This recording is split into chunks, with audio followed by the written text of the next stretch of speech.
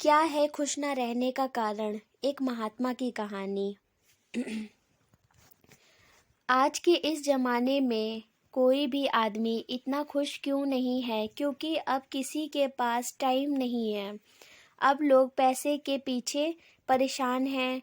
कोई किसी के बारे में नहीं सोचता है। सब लोग अपने बारे में ही सोचने में लगे हैं। एक टाइम ऐसा था जब आदमी का महत्व बहुत था, लेकिन समय के साथ वह भी ख़त्म हो गया। और आज के ज़माने में आप कितने भी ज्ञानी क्यों ना हो, अगर आपके पास पैसा नहीं है तो आपके साथ कोई भी रहना पसंद नहीं करेगा।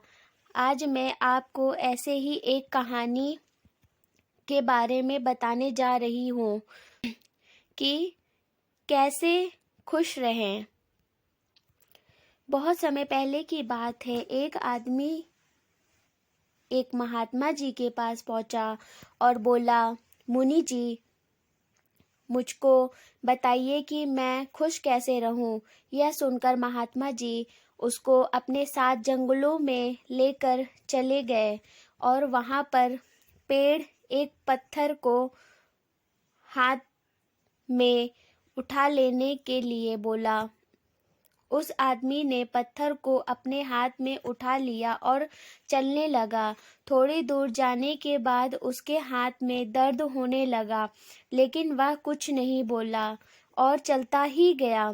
कुछ दूर और चलने के बाद उसके हाथ में जोर से दर्द होने लगा और उसने ऋषि मुनि जी से बोला, महाराज, मेरे हाथों में जोरों से दर्द हो रहा है।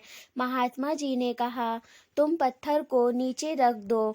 उसने उस पत्थर को नीचे रख दिया और चलने लगा। थोड़ी दूर जाने के बाद महात्मा जी ने उस आदमी से पूछा, अब कैसा लग रहा है? उसने बोला, पत्थर को फेंक कर मैं बहुत ही खुश हूँ, क्योंकि मेरे हाथ का दर्द खत्म हो गया है। इस तरह महात्मा जी ने बोला, यही है खुशियों का राज।